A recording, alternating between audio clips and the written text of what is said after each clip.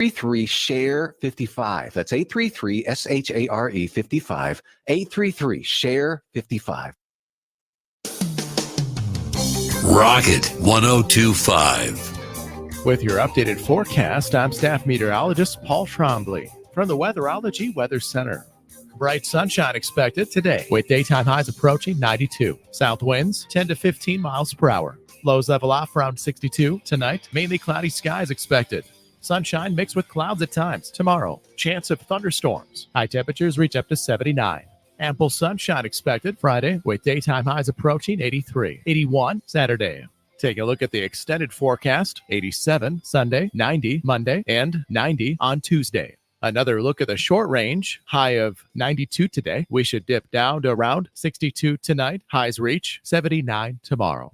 Get up to the minute weather updates from the Weatherology Weather Center. I'm staff meteorologist Paul Trombley on this NWKS radio station. Currently 59. Timmy, everybody. Great job. Next up for our 5th grade class recital, we have Samantha. 10 times better performance can make a big difference. Castrol Edge Motor Oil gives your engine 10 times better high-stress performance. Castrol Edge, better oil for maximum performance. Now through December 28th, Castrol Edge and Edge High Mileage Motor Oil are on rollback at Walmart. Claim based on sequence 9 test under high-load conditions versus API SP test limits. Meet Cheryl. Hey. She's on vacation and lost in the moment. Unfortunately, so is her Chase debit card. It's got to be somewhere. Maybe she lost it at salsa night. These skirts should have pockets. Or maybe she lost it at Pilates. 3 and 2 and... But she's not worried. With the Chase mobile app, she can lock her card till it turns up. Tools that help protect. One bank that puts you in control. Visit chase.com/checking. Chase, make more of what's yours. Chase mobile app is available for select mobile devices. Message and data rates may apply. JP Morgan Chase Bank, N.A. member FDIC. Goodland's Rocket 1025 is your home for Goodland High School athletics. From touchdowns and three-pointers to home runs, Ross Volkmer has you covered with all the action. Join him for live broadcast on Goodland's Rocket 1025, your front row seat to the Cowboys and Cowgirls. Select games video streamed on the Goodland Voice.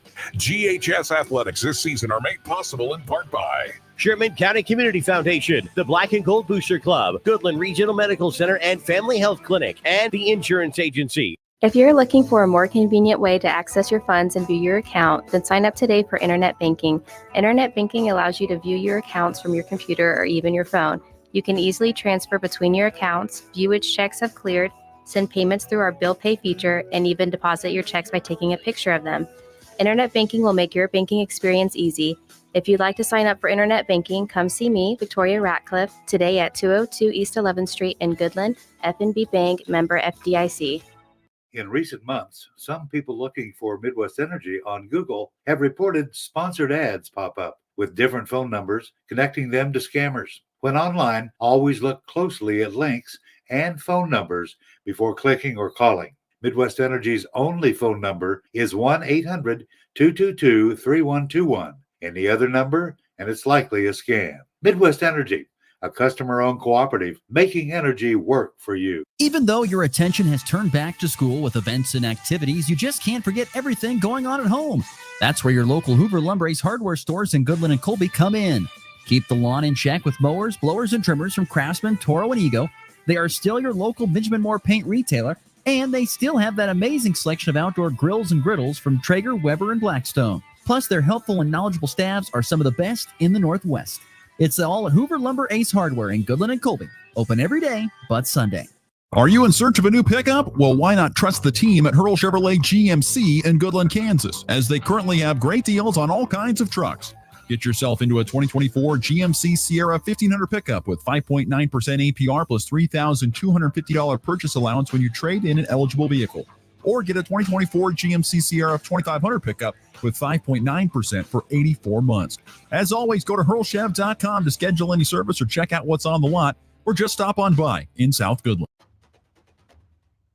This NWKS radio station wants travelers on I-70 to know that you will be detouring off of Interstate 70 in Trego and Gove Counties, Kansas on September 4th. Please remember that while detouring, you will be on small highways and traveling through our small Kansas towns, and they're not used to the high traffic. Please drive safely, obey the speed limit, and watch for pedestrians in our rural communities. Even though your attention has turned back to school with events and activities, you just can't forget everything going on at home. That's where your local Hoover Lumber Ace hardware stores in Goodland and Colby come in. Keep the lawn in check with mowers, blowers, and trimmers from Craftsman, Toro, and Ego. They are still your local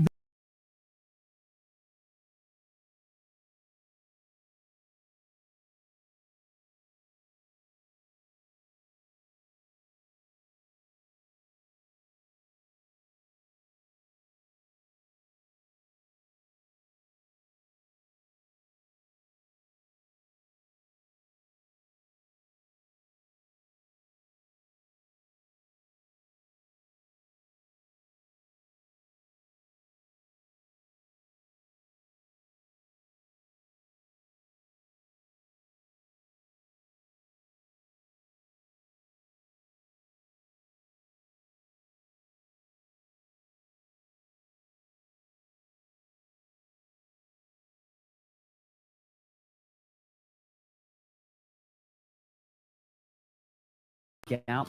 I kind of compare it to like doing drugs. You know you shouldn't do it, but you can't stop. Kids, don't do drugs. The region's only local sports talk. Not this again. Yes, this again. Broadcasting on Goodland's Rocket 102.5, simulcasting on Goodland's 730 Gold KLOE. Guys everywhere. Discussing it all from the preps. Brumbaugh fakes the three, fires it from the corner. Yes! To the pros. They set up the screen. McLaughlin has it with Miners in front. McLaughlin's got a first down inside the 10, inside the 5. Touchdown, Denver. The Blitz is presented by Pearl Chevrolet GMC, Hoover Lumber Ace Hardware, and F&B Bank, as well as the Insurance Agency, Farmer State Bank in Oakley, the Cowboy Corner Express, and Equity Bank of Hoxie, Quinter, and Grinnell. Let's go to work. And the 1-1 pitch. And Murphy hits that to short. That could be two. Second for one. Rogers on to first. It's a double play. Gritchick gets it in the air. Left field. There it goes. Randall Gritchick to the wall. And it's gone. He's hit another one. Boy, is he hot. And a high fly ball in deep right field. They've come all the way back. A 3-run missile. Kyle Schwarber's third home run of the night. And that is pounded deep out to left. The walk-off slam for Wyatt Langford. Good Wednesday morning, everybody. We are back on the Morning Blitz, broadcasting, of course, on Goodland's Rocket 102.5, 730 Gold, KLOE. Of course, also online, nwksradio.net, and online video streaming through the Hurl Chevrolet GMC video stream on X, Facebook, as well as YouTube. No matter which way you're joining, thank you so much for tuning in here on this Wednesday, September the 4th. Hope everyone's getting a good start to their day as we get rolling here on this Wednesday.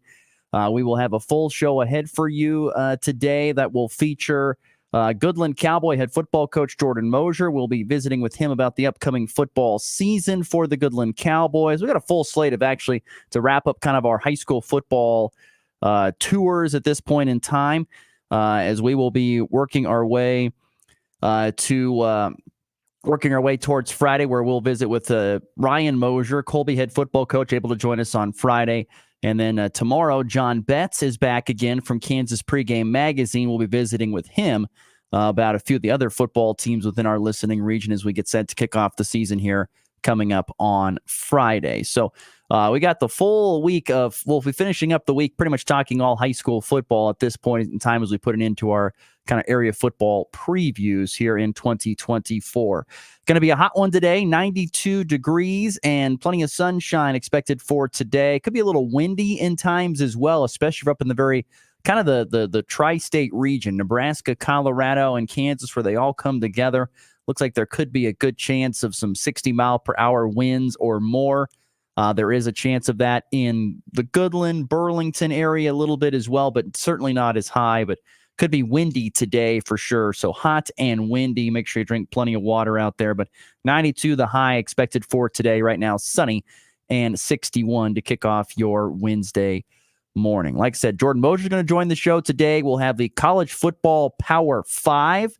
We'll get to the top 5 games I've got my eye on this week in college football. It's a good slate. It's a top-heavy slate, but it is a good slate nonetheless. Also, listener Jared, reminding those people, we had a commercial play about it just a little bit ago before we kicked off the show, but I-70 is under construction over near Waukene and Trigo, and around Trigo and Grinnell, around those areas. So you want to be aware of that. So make sure if you're on I-70 traveling east or west and you're going towards Hayes, or if you're coming from Hayes and you're working your way over here towards the Colorado border, you're going to have to take a detour that's going to take you north, and you're going to have to go through like Hill City and Hoxie and then come back down and back onto the interstate. So please be aware of that. Drive safely, slow down, all that kind of stuff. So there you go, Jared. Thank you for reminding me as well. I heard the ad and I heard it. You know what my thought is? This is my thought, Jared, when I hear that, is that, boy, I'm thankful I don't have to go east anytime soon. That's what I think, because that could just be that could be crazy.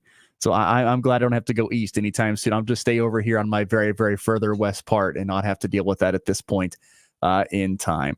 Anyway, let's get this show rolling here. We got some things to get caught up on from the yesterday world of sports, and let's do it all with the front page.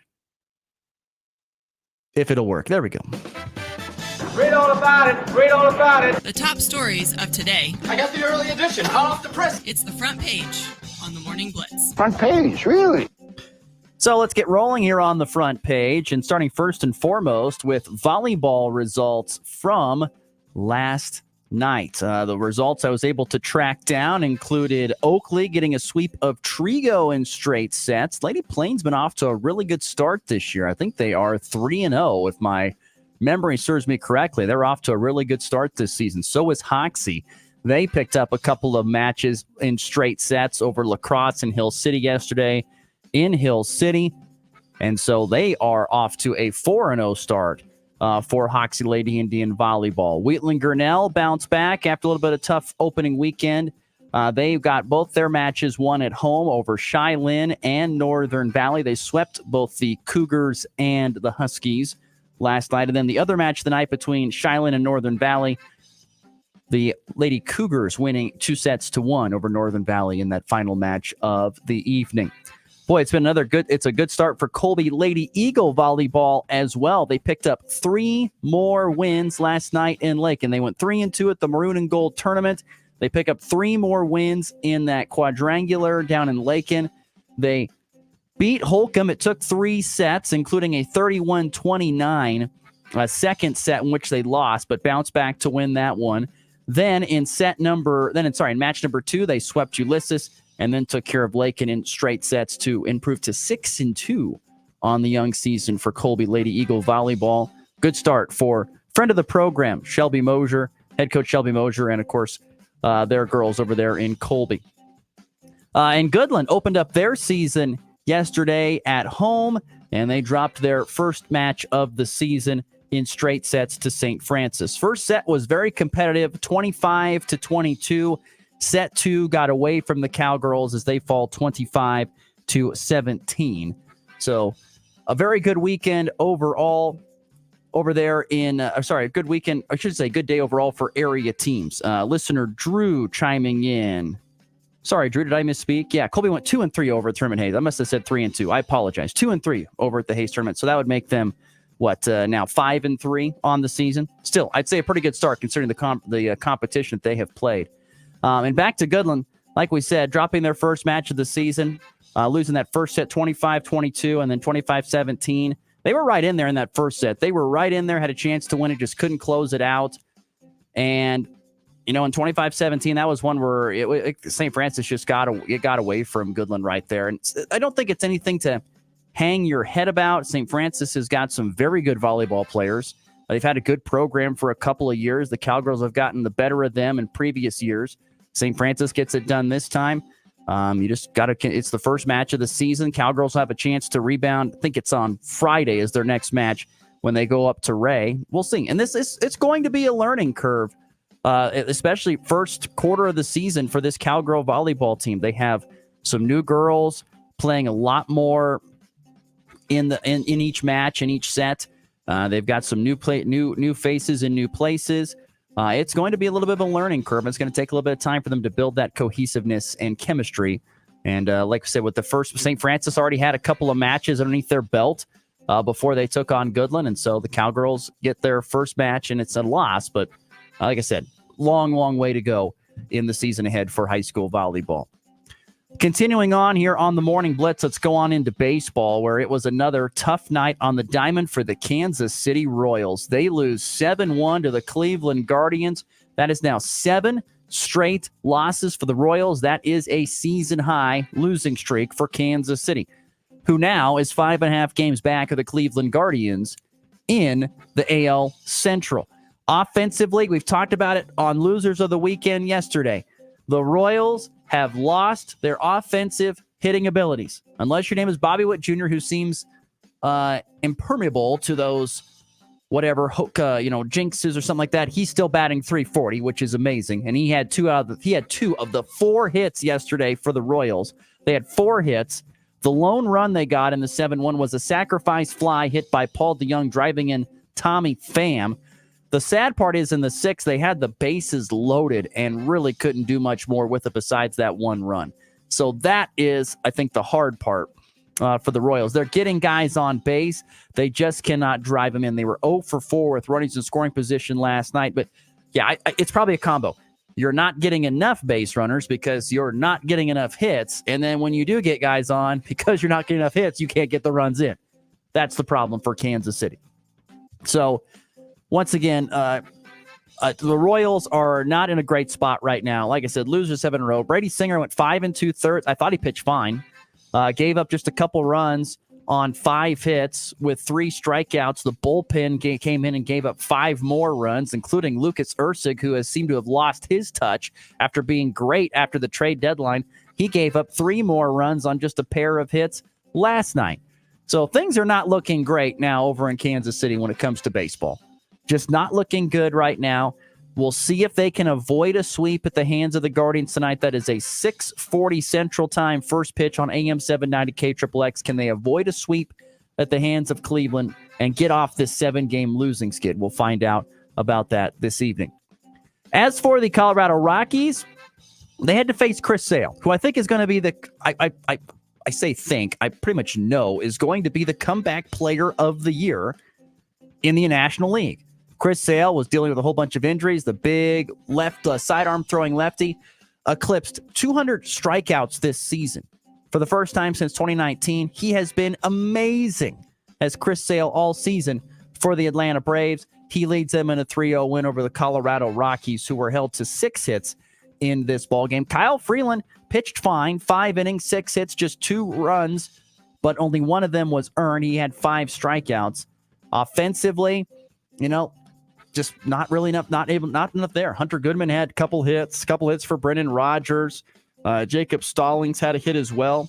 The Rockies, like the Royals, had a great chance in the 6th inning when Ezekiel Tovar tripled, but then Chris Sale struck out Brendan Rodgers and Brenton Doyle, and then Michael Harris made a great catch to rob Michael Tolia of an RBI and get out of that inning unscathed for Chris Sale. So Rockies fall 3-0 to the Braves, who have kind of found their footing again here after struggling a little bit.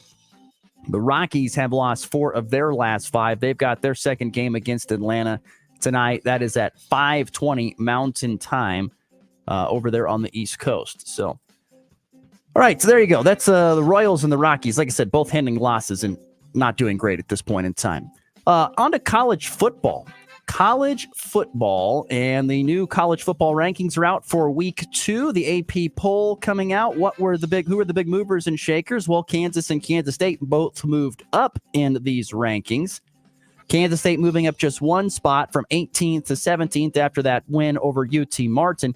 Kansas a bit bigger of a mover. They move up 3 spots to number 19 to the Jayhawks after dismantling Lindenwood on Thursday night last week. So both Kansas and Kansas State inside the top 20 at this point in time. Going into week 2, where Kansas State's got a much stiffer test against Tulane on the road. I think it's probably one of the top 10 games in college football this weekend. And KU's got a really good test against Illinois. I think it's a sneaky good game that, you might be thinking, it's Illinois. They're not a great. It's still Illinois. Brett Bielema's a physical type of guy. I think that's a sneaky good game as well this weekend. They didn't make my Power 5 at either of those contests, but I think they're both.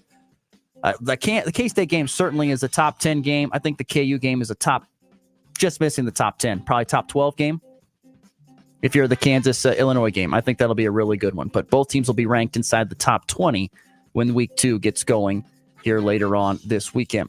Other big movers and shakers, probably the biggest mover and shaker was Florida State. They dropped out from number 10 all the way out of the rankings that they should be 0-2, as they should be. And once again, the season's not over yet. But if you were to take a picture right now, there would be a top 10 team that started the year in the top 10 and was not ranked by the time the season was over. That trend looks to be continuing, and I think it will, barring just some miraculous comeback by Florida State. Texas A&M also dropped out of the top 25. Former Kansas State offensive coordinator Colin Klein and his crew out of the top 25. Some other big movers. Losses, Oregon, despite beating Idaho, and it was a tight one at that, they dropped 4 spots down to number 7. LSU dropped 5 spots down to number 18. Clemson dropped 11 spots. They're barely hanging on to the top 25 at number 25. Biggest movers up, Iowa moved up 4 spots, but the biggest mover of the entire new week 2 rankings was USC. The Trojans moving up from 23 to 13, jumping up 10 spots into the top 15 of the AP top 25. So some other big movers and shakers in college football from this past weekend. There you go. There's our first segment and the front page here on a Wednesday morning. Before we get to a break, a reminder that tonight a very big match inside the Colby Event Center as Colby Community College back in action for their Jayhawk Conference opener. They will be opening up against Cloud County and have a chance, and you get a chance to watch, if you want to go to this match, a top 10 ranked team nationally. Colby Community College jumping up from 18th to number 7 in the NJCAA rankings here just yesterday I saw. So big jump there for Coach Carrie Jones and her ladies up to number 7 in the national rankings. They have Cloud County on the docket tonight to open up Jayhawk Conference play. All right, it is 25 minutes past the top of the hour. We're going to take a break. When we come back, we are going to visit with Goodland Cowboy head football coach Jordan Mosier. It's a pre-recorded interview from the time we sat down and visited with him at the Jamboree, or sorry, not the Jamboree, I beg your pardon, at the drink scrimmage. Just had a chance to visit with him. And so we'll visit with Jordan Mosier and get his thoughts on the upcoming season for Goodland Cowboy football. That is next. You're listening to the Morning Blitz here on a Wednesday. The Chevy Summer Drive event is going on right now at Hurl Chevrolet GMC in Goodland, Kansas. Right now, you can get a Chevy Silverado 1500 pickup with up to $5,750 of total rebates when you trade in an eligible vehicle, or get 1.9% financing on select 2023 and 24 model Chevrolets, plus no payments for 90 days. As always, go to hurlchev.com to schedule any service or check out what's on the lot, or just stop on by in South Goodland.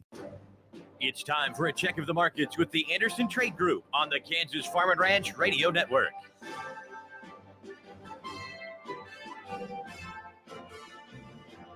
Three, two, one. Good morning, Jared Law with the Andersons in Overland Park, Kansas, with your morning market update. It is Wednesday, September 4th, in the overnight session. December corn down half cent, 408 3/4. March down half cent, 426 3/4. December of 25 down half cent, 444 1/2. Beans on the November down 4 1/4 at 1007 1/4. Jan down 4, 1025 1/2. March down 4 1/2 at 1039 1/2. KC wheat on the December up 1 3/4, 578. March up 2 1/4, 592. July at 25 up 2 at 602 1/2. Chicago wheat on the December up half a cent at 5.6725. Crude oil futures down 2 pennies at 70.32. Gold futures down $5.90 an ounce, 2,493.80. Silver up 8 cents at 28.16.5. Feeder cattle finished yesterday 241.37.5. Live cattle 179.27.5. Lean hogs 82.52.5. U.S. dollar index down 16 points at 101.60. Dow futures down 52 at 40,967. S&P down 14, 5,526.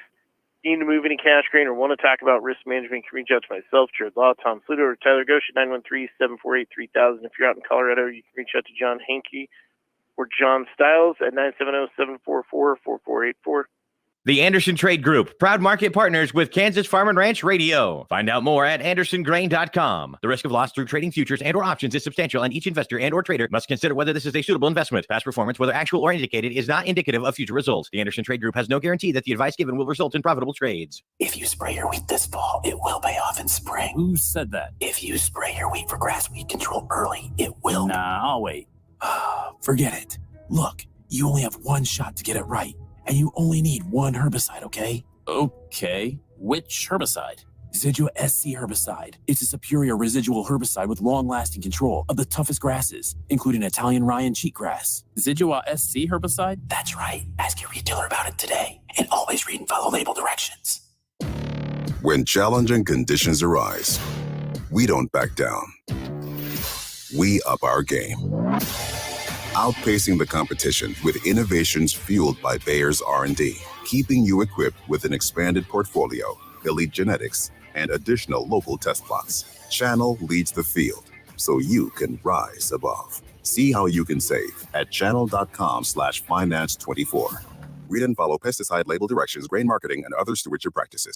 Your livelihood is important to you. You work hard to succeed in your farming operation, crop, livestock, home, vehicles, and special needs. We have you covered. Discounts are available for new business, remodeling, hail-resistive roofing, multi-policy, and many more. Optional coverage endorsements as well for machinery ingestion and equipment breakdown. Umbrella coverage for additional coverage on your home, farm, and auto. See the girls at the insurance agency at 1020 Main in Goodland or call 785-899-5011. It's the Morning Blitz. We're having a great time, couple of laughs, everything's nice. Weekday mornings from 7 to 8 Mountain, 8 to 9 Central.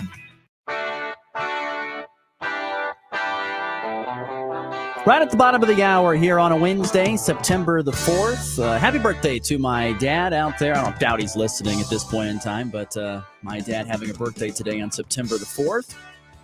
A couple of events to talk about before we get to Jordan Mosier. Don't forget, folks, this weekend there is the annual truck convoy for Special Olympics Kansas. It's going to be coming through our listening area. You can register your truck or vehicle to ride in the truck convoy. The fundraiser for Special Olympics Kansas begins with the western leg at Short & Sons Trucking here in Goodland at 2 o'clock Mountain Time. The eastern leg begins at Mittens TA in Oakley at 3 o'clock Central. The trucks will arrive at the Oasis Travel Center there in Colby at around 5 o'clock Central Time. And then 5:30, there's a dinner, auction, and yard games. So, and then at 6:45, they will have a convoy through Colby. So, once again, that's coming up here on Saturday. Also, Saturday night, 7:30 Mountain Time at the Price Convention Center here in Goodland is the Sherman County Community Foundation's their big party celebration with a cash bar and live music from Big Time Grain Company. I want to thank all the people that have made everything possible for them to do what they've done for the community of Goodland and for Sherman County. They want to thank you with their party here on Saturday night at 7:30 Mountain Time. All right, let's get into more of our area high school football previews. Today we will visit with head coach of the Goodland Cowboys, Jordan Mosier. Once again, this is a pre-recorded interview. Visit with Coach Mosier last week. During what were the drink scrimmages, had a chance to visit with him about the upcoming season. And so, once again, in his 4th season, the Goodland Cowboy head football coach, Jordan Mosier. Man, what's the summer been like? Been a good summer? It's been great. Summer attendance is always kind of the same year in and year out. It's never as good as what we want. And I don't know if I would ever be saying, everything went exactly as planned, but it definitely could have been a lot worse. Kids worked really, really hard. We were super proud of the ones that were able to make it consistently. And, got to go to a couple camps. So went up there to Kearney, Nebraska, and got to go to a really good team camp, super competitive there. And then got to go to the 7-on-7 competition this summer. Got to go over to Hayes and competed really well. And we only lost 2. We lost to Dodge in a close one, Dodge City, and then we lost to Wichita East to end it. So, pretty much dominated everywhere else and lost to 2 really good programs. So, had you ever gone to the 7-on-7 in your time here? No, that's just a second-year thing. So just the second annual there at Hayes, and I'm excited to potentially get back there in future years. So that had to be unique because most of the time, 7-on-7 is more of your passing style of stuff, obviously, and of course, Goodland the last few years has been more of a run team, which I guess kind of, brings me to a point a little bit later on. You were talking about in the weight room and the guys that were here and were consistent. Did you see the gains that you were hoping for in the weight room? Because it is such a crucial part in football to have that strength and stuff in a physical game. Well, and that's the thing. We're in the summer, everything just kind of fluctuates a little bit where, we're worried about load, but we're not worried about load. We're just trying to make sure our guys are in a really good spot, strength and skill-wise going into the school year. And then we pick it up there in August, and then we progress, August, September, October, November as we progress through the season. So I thought they did a really good job. I thought our speed increased quite a bit. We got a lot more team speed than we ever have, which is super exciting to have. And we picked up some guys that, had gone away in past years that are going to make a huge impact for us. Speed is one thing, that can be, as you know, being the sprint coach, that's something that can be taught and can be learned. How much of that was taught and learned through track season and then through the summer? Yeah, a ton. You could definitely tell, and our baseball guys are fast in their own right, but you could tell the kids that came out for track and, some of the ones that didn't do track or baseball, because it was pretty evident when they came out going, some of these guys really know the mechanics and some of these guys don't. And, make no mistake, we can teach Chayton Goodwin all the mechanics we can, but he's fast in his own right. So we took a fast kid, and he's just one example, and we just taught him how to be a little bit faster. So I know one of the big changes coming up for this season has been a lot of additions to the coaching staff. How has that gone and gelled, not only through the summer and through camps, but now through the first few weeks of fall camp? That's gone really well. A big pickup there with Brad Roeder coming over there from Colorado, and Rule 10 coach. He does his kind of his own thing with his custom cabinetry, and but he adds his own expertise with his year of playing college football, what the experience he had there in high school, and then coaching over there at Resurrection Christian the last few years. And so he brings a very unique perspective, which I enjoy, and he's helped us a bunch coaching defensive backs, which is kind of his expertise. And then bring in, of course, Chase Topliff back to be our offensive coordinator and coach our quarterbacks and help with the defensive line. And Chase has been around not only coaching wise, but here in Goodland. So it's nice to add a familiar face that knows kind of the ins and out of what we're looking for and where we're trying to go as a program. Well, Jordan Mosier's our guest talking Goodland Cowboy football. I think we kind of knew by the tail end of last year, things were going to maybe change a little bit, especially offensively. Yeah. How has that transition gone so far? It's been really good. It always helps when you have a Zach Thorson at quarterback who's heady and understands the game and has guys to be able to throw to. Our biggest emphasis was not only teaching the new schemes, but offensive line is where it's going to start and where it's going to stop. So if we can protect for Zach, we're going to be fine. And I think we showed that time and time again. When we went to Hayes, they gave us a 4-second time limit to be able to throw the ball, and he cut up a lot of defenses with a lot of guys running wide open. So, us leaving from there, we're going, man, if we can protect the way I think we can, we're going to be in a good spot. So, how can we run the ball when we have to, but we've got a different weapon in passing than what we've had the last 3 years. You talked about the line play. I know that's something that you're really focusing in on this year. What have you been trying to drill into your linemen this season to get them prepared for the upcoming year? Just got to be more aggressive. That's one of the biggest things that I felt like we've really have fallen short and that we need to do a better job. And I said, that is much on you guys as players as it is as us on coaches. So I said, let's clean the slate and let's make sure we're moving in a better direction. And I just love how we're talking more than we ever have. Our pad level has improved a ton. And we've just overall as a unit have gelled more than what we've done the last 3 years. And that helps when you have, 4 of the 5 starters are going to be seniors. They've been together for a while. And, some of these kids have had to take their lumps as sophomores and juniors. And now it's senior year and time to get after it. So I'm really excited to see, number one, how we play tonight, but how we continue on into the Jamboree and then game 1. And, I just feel like every week practice game-wise, just how are we still taking steps in the right direction week after week. You're a run the ball guy, from your time with you and your dad and running the football and stuff like that. How are you incorporating that into what is expect to be a little bit more of a passing game because of the players that you have on the outside? How are you incorporating the run game? It's been a really good mix. Chase has a lot of knowledge in the pass game, that's putting it lightly. So he understands a lot of things on just how to move pieces around to get guys open. And that's the thing where he's kind of taken more of that. And then with me moving more to the offensive line, going, okay, this is what I want to run from Chase's perspective. And he's like, well, how do we block this? And I said, well, this is how we're going to get it done. So me kind of moving some other guys around on the offensive line and going, hey, we could do this here and this here. And it's been really nice because, he doesn't have to focus and see the whole thing all the time. And I don't either. And I think it's made us a better team because we have one coach having to focus on just a little bit and another coach focusing on the rest. So it's been really nice. Goodland Cowboy football coach Jordan Mosier joining me as we talk Goodland Cowboy football. Defensively, what changes or tweaks have you made this year to try and prevent points from the other team? Yeah, so we've adapted. We're running 3-3-5 will be our base, and so we'll see some of that tonight. A lot of it, of course, there at the Jamboree. So things have changed where we're still an odd front like we were at the end of last year. And, but we looked at our linebacker core and we're like, okay, some of these guys I think can move back and play some more safety. And some of these guys need to stay at linebacker and some of them may need to move down to defensive line. So there's a lot of shifting with, some of our tweener guys on, really good players was just going, how do they fit better in our scheme that we have? And then, of course, looking at future years, we have a lot of smaller body type kids that are coming up. And I think it's going to do well for us to get them in space and be able to do some different things coverage wise. So been very impressed with this week, especially on how we've matured over the last couple of days of practice. And that's just something when you change a scheme, there's some growing pains that happen. And I think we've kind of gone through some of those these first couple weeks. And I'm excited to shore up some more things after the Jamboree, be ready for Ray week 1. What about confidence of this team? As the seasons progress on, and if you don't have the success, the confidence gets lower and lower. Where do you think the confidence sits for this team going into this year? Do you think it's higher, maybe about the same as it's been in the past? What are your thoughts on that, your read? Yeah, I think the confidence is really high because of our 13 seniors.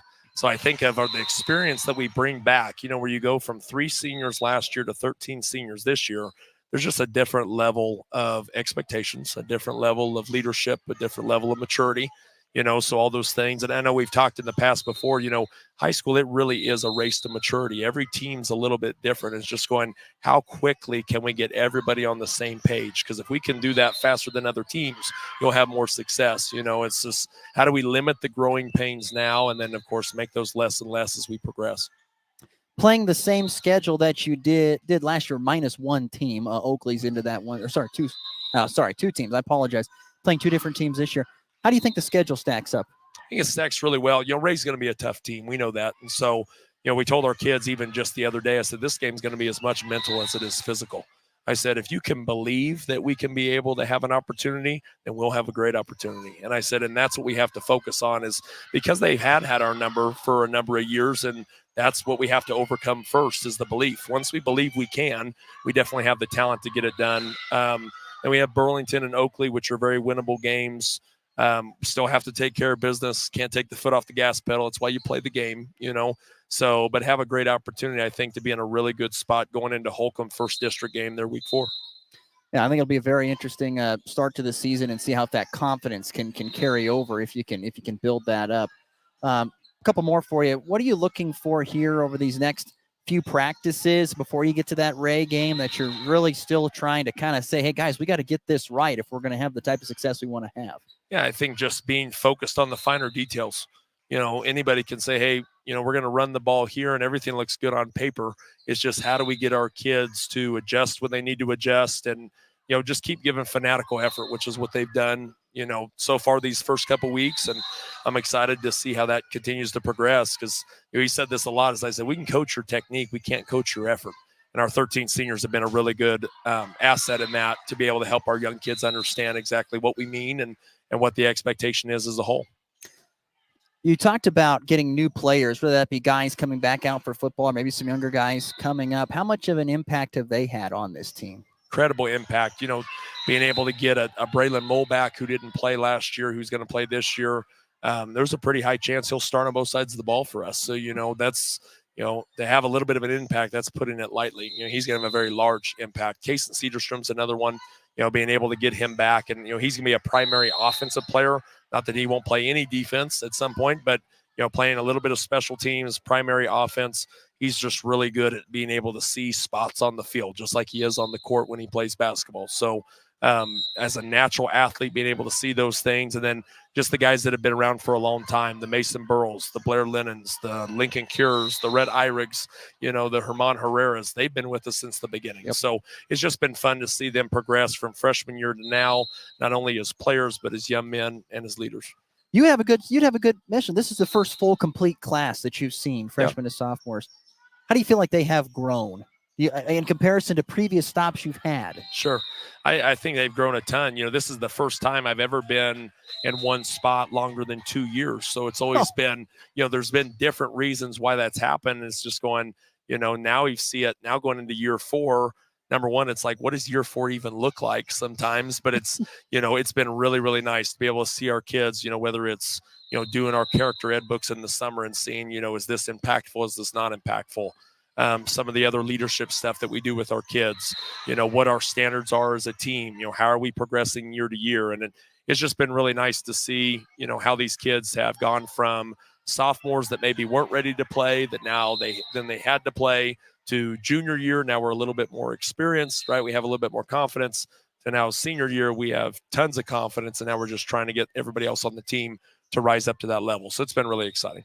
How much of an impact, if any, is having 2 future college football players on your team from a coach's perspective and from the player's perspective? Super impactful. I think there's a lot more pressure that those 2 guys put on themselves than what we're trying to put on them. That's inevitable because they're sitting there and they're going, I should be one of the better players when I'm a Division I, Division II guy. And they're probably right, but, you look at, like, I'll talk about Rhett first, with a Red Irig is, he boosts everything offensive and defensive line. We are much better when he is on the field. And that's because not only is his leadership, but his tenacity, his intensity, his violence, which you have to play the game of football at a high level, it is unmatched. And so we really enjoy having him. And then, of course, having Lincoln as a weapon offensively, defensively. He's going to be a problem with us moving him back to that middle safety. A lot of people talk about his offensive prowess, and people are definitely going to have to game plan for that. We know that. But defensively, there's going to be some hard times where I don't know how much teams are going to try him over the middle. I think people may try to do it early, and hopefully we make him pay for that. So I think from a coach perspective is, it makes your scheming at times sometimes easier because the athletes take it over, where it's like, I'm not going to try to put us in a bad spot by making a risky call. I'm just going to put our best athlete in a really good spot, and he's going to go make a play. And more often than not, that's what happens. So there's been tons talked about with Lincoln, obviously, and all the coverage, but lost in all the wash has been Red Irig going to Northwest Missouri State. From a coach's perspective, knowing that that's something that he's wanted to do and a goal he's wanted to accomplish is to play college football, and to see him go to not just any college program, a really good program. 100%. How great is that to see that from the coach's perspective and to see him day in and day out, knowing that he accomplished a goal? Yeah, it's unbelievable to go from where he was, where I remember him as a freshman coming into summer weights and all the things that he had to work on, and how coachable he's been over the last 4 years. And, as he's developed as a leader and as a player and, developed there in the weight room, there's no kid more deserving where everything comes to fruition, where it's like, okay, you deserve this because of all the other things you've done, not just with us, but the stuff he's done on his own, to be able to get prepared, the rehab he's gone through his injury, all those things, they help you to become who he is now. And so I'm super proud of where he's at. And, when he gave me the call and said, Coach, I think I'm going to commit. And I said, where are you going to go? He said, Northwest Missouri State. I said, I think that's going to be a great fit. And so super excited. I cannot wait to not only see what he does this year, but what he's going to do in the future. I'm super stoked to have another alumnus joining me at Northwest Missouri There State. you go. That's fantastic. Thank you, Coach. I really appreciate the time. Really looking forward to covering the Cowboys this season. Yeah, no problem. Thanks for having me.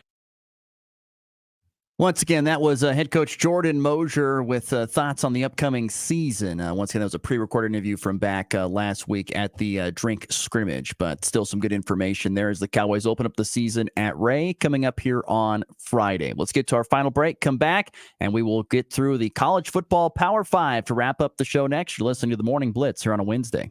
If you're shopping for a banking institution, visit with Equity Bank of Hoxie, Grinnell, and Quinter, Kansas. The Equity Bank is heavily invested in local business and activities contributing in many ways back to their community. Their employees are involved with many organizations and area events. Plus, a lot of experience comes with that staff. You'll find valuable local assistance when you bank at the Equity Bank of Hoxie, Grinnell, Quinter, and other locations in Western Kansas. The Equity Bank, member FDIC. Drivers who switch and save with Progressive could save hundreds, which could be life-changing. I mean, you could put that money towards concert tickets for your daughter to see that singer who sings about painful breakups. And one song will inspire your little beauty to break up with that beast she's dating, Brian. Instead, she'll date someone who's nice and worthy of her love, not someone who addresses you and your spouse as bro. And it's all because you could save money switching at Progressive.com. Progressive Casualty Insurance Company and affiliates, not available in all states. Warning, the following ZipRecruiter radio spot you are about to hear is going to be filled with F words. When you're hiring, we at ZipRecruiter know you can feel frustrated, and you can spend a fortune trying to find fabulous people, only to get flooded with candidates who are just fine. Not fun. Fortunately, ZipRecruiter figured out how to fix all of that. We find the right people for your roles fast, which is our absolute favorite F word. Just go to ZipRecruiter.com/free to try ZipRecruiter for free. That's ZipRecruiter.com/free. The Farmers State Bank of Oakley has been financing agriculture since the day we opened our doors. Hello, this is Corbin, and we are proud to be your locally owned partner in ag. We invite you to come and visit with us when you need to purchase new or used farm equipment, or need any type of agriculture or business loan. We have the knowledge, experience, and financial resources to keep you growing. The Farmers State Bank of Oakley, a tradition of community and agriculture for over 115 years. Member FDIC. Your livelihood is important to you. You work hard to succeed in your farming operation, crop, livestock, home, vehicles, and special needs. We have you covered. Discounts are available for new business, remodeling, hail-resistive roofing, multi-policy, and many more. Optional coverage endorsements as well for machinery, ingestion, and equipment breakdown. Umbrella coverage for additional coverage on your home, farm, and auto. See the girls at the insurance agency at 1020 Main in Goodland, or call 785-899-5011. Catch up on all the latest headlines, scores, and interviews from the region. This is The Morning Blitz with Ross Volkmer, your daily dose of sports.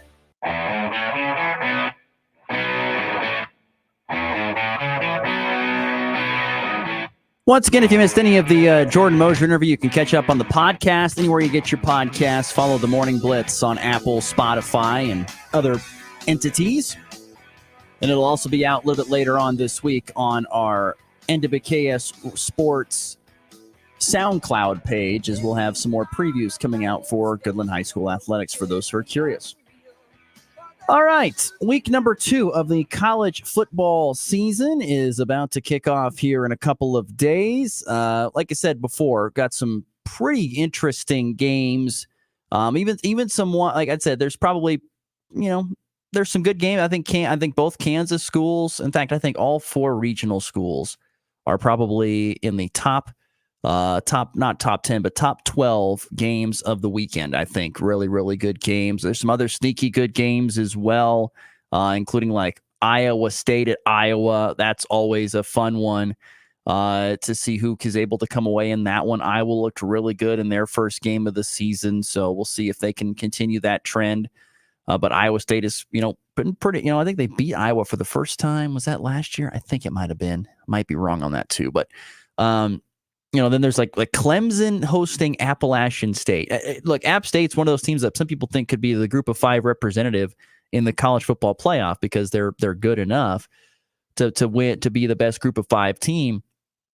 And Clemson, I think which defense is elite, but offensively maybe struggles. Who knows? Maybe that game could be interesting as well. So there's plenty of good college football on tap here for week number 2. And let's get to it with the Power 5.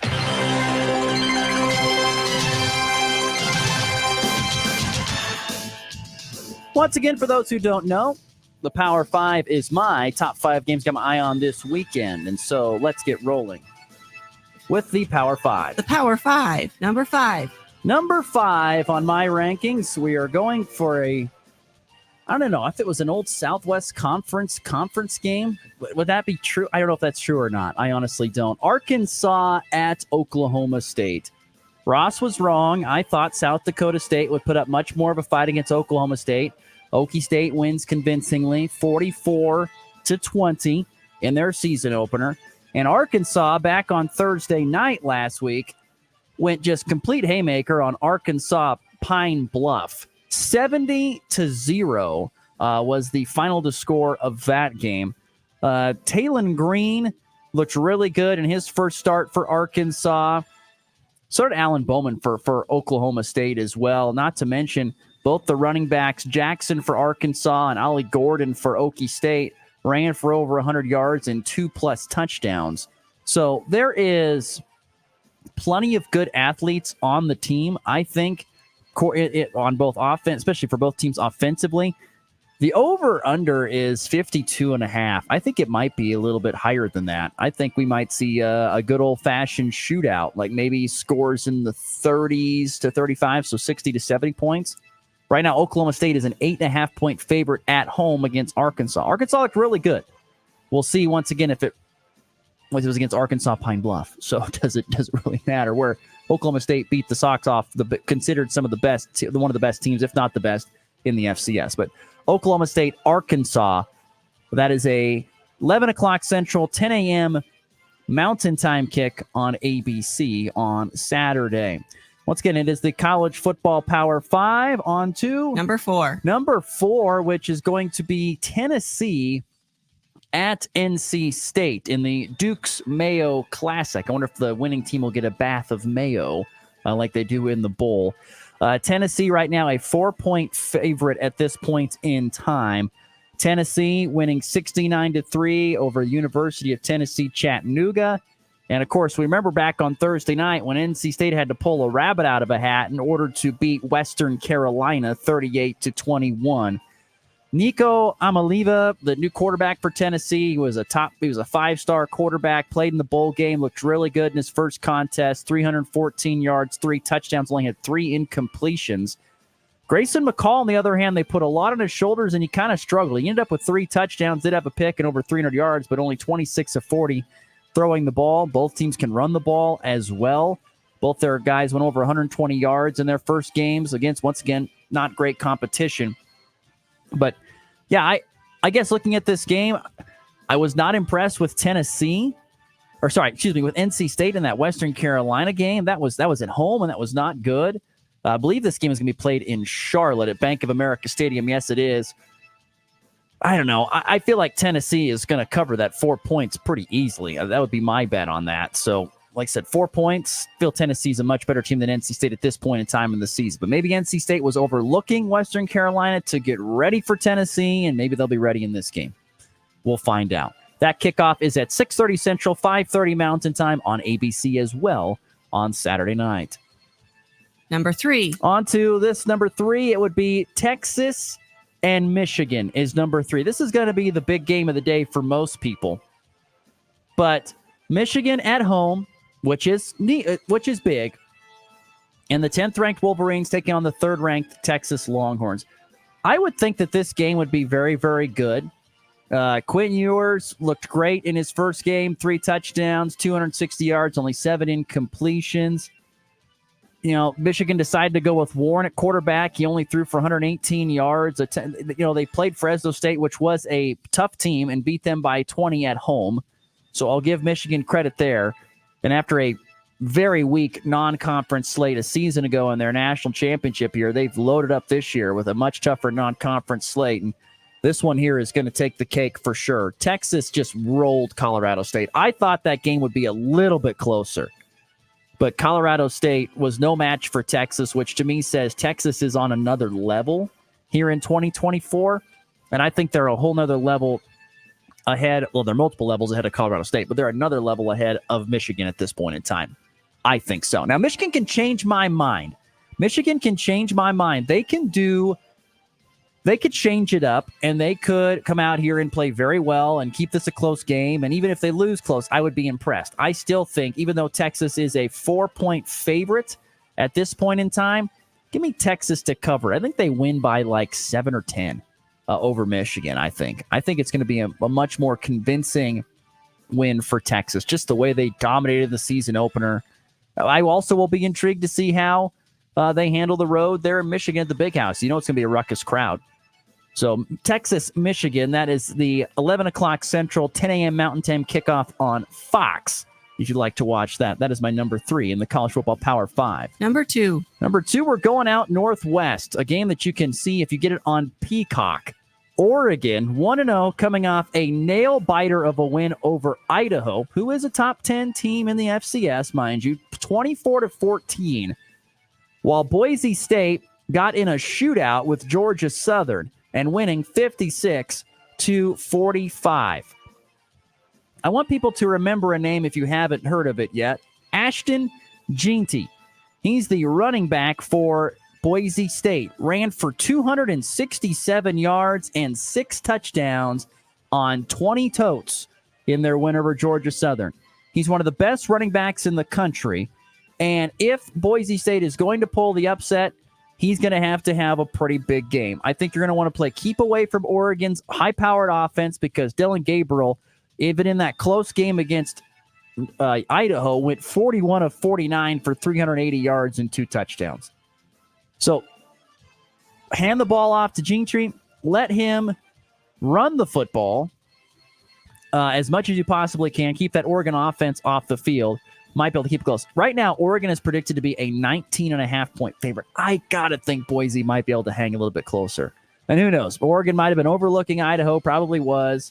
Oregon, once again, went from, I think, number 3 down to number 7 in the rankings after a poor showing against Idaho. I know there's this game was played before. This brings back the memories of what was that? The Garrett running back who punched LeGarrette, whatever his name was, punched a player in the face when these two teams faced off in Boise. There's this kind of a semi-minor heated rivalry. It's in Autzen, which will make it more difficult for Boise State, but I don't know. I feel like it could be a good game. That's why it's intriguing to me. It's a 9 o'clock Central, 8 o'clock Mountain Time kickoff on Peacock. Very late night for those who want to stay up and watch Oregon, Boise State, which is my number 2. And moving on to number 1. And it's pretty obvious. Number 1 should be and is Nebraska hosting Colorado. A great old Big 12 rivalry getting put back together. I think it's going to be a very entertaining game. Nebraska looked good with Dylan Raiola under center, 19-27 for 238, 2 touchdowns. Shadur Sanders threw for 4 touchdowns, over 440 yards. I'm just intrigued on the matchup. Colorado's got a great offense and great playmakers. Nebraska's got a really good defense, especially up front. Can they get pressure on Shadur? Can they cover Travis Hunter? Can they and Jimmy Horn, who's really good? That's going to be a big matchup there. And, I think Nebraska's offense is going to be better than Colorado's defense. I think Nebraska's able to find a way to run the football, and Dylan Raiola can throw it.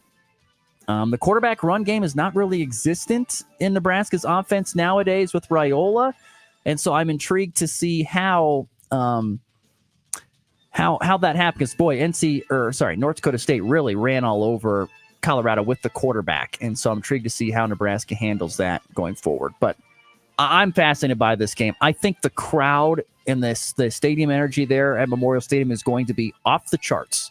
It is going to be vitriol. It's going to be very, very loud and very, very, I don't want to say mean per se, but they're going to have bad intentions when they're cheering against the Buffaloes in Lincoln. I have just a feeling. So that game, both teams are 1-0. Both teams would love to get to 2-0, especially Nebraska, who hasn't been there in how long? Forever. Probably since 2016, possibly. It's been that long of a time since they got to a 2-0 start.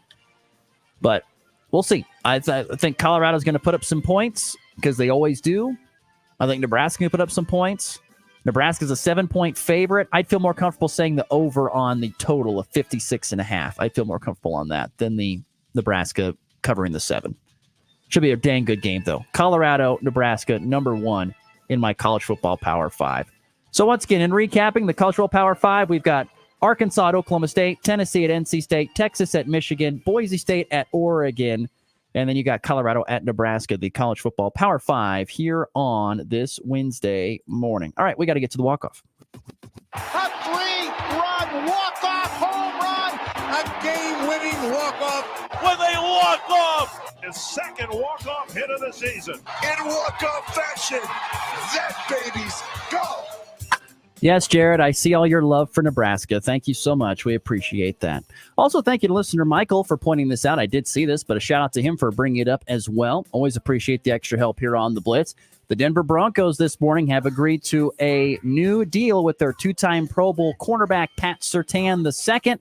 According to this report, 4 years, $96 million with $77.5 million guaranteed. He is now the highest paid DB in NFL history. The $24 million average is tops the NFL ahead of Jair Alexander's $21 million. He beat it by $3 million a year. So Surtain has been fantastic. He's been really, really good ever since he was drafted by Denver a few years ago. And he's getting the money that he deserves. So no surprise there. That'll do it for our program today. Thanks again to Jordan Mosier for joining the program. Thanks to you for listening as well or watching on the Hurl Chevrolet GMC video stream. We're back again tomorrow on a Thursday. John Betts is going to join us to talk more high school football from Kansas Pregame Magazine. I hope you'll tune back in. We'll see you tomorrow in 23 hours on the Blitz. KKCI, Goodland, Colby.